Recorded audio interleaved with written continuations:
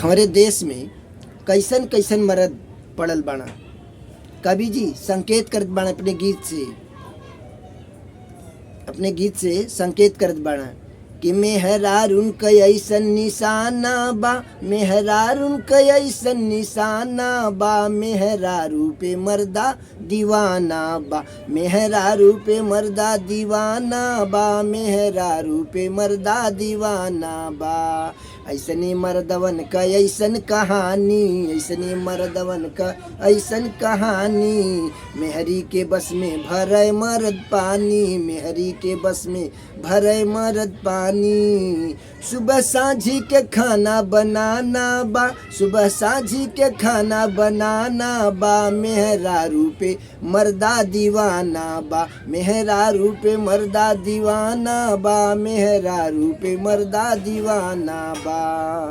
मेहर का खायल थरियवो धोवे, मेहर का खायल थरियवो धोवे, सहवा का चारथी जड़वो रोवे, सहवा का चारथी जड़वो रोवे। रोज साझी के दहिया दबाना बा, रोज साझी के दहिया दबाना बा, मेहरारू पे मर्दा दीवाना बा, मेहरारू पे मर्दा दीवाना बा, मेहरारू पे मर्दा दीवाना बा।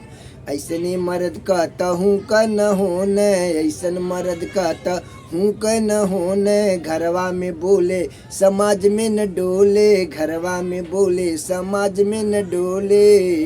खाली मेहर का सपना सजाना बा, खाली मेहर का सपना सजाना बा, मेहरारू पे मर्दा दीवाना बा, मेहरारू पे मर्दा दीवाना बा, मेहरारू पे मर्दा दीवाना बा। गिनती में 90 गो ऐसे हो जाने, गिनती में 90 गो ऐसे हो जाने, गिनती में 90 गो ऐसे हो जाने, 10 गो केवल समाज में समान, 10 गो केवल समाज में समान। रमाशंकर के बस आज बताना बा, रमाशंकर के बस आज बताना बा, मेहरारून कयायल जमाना बा, मेहरारून कयायल जमाना बा, मेहरारू पे मर्दा दीवाना बा, मेहरारू पे मर्दा दीवाना बा, मेहरारू पे मर्दा दीवाना बा। बारे मर्द बारे मेहरारू बा बा।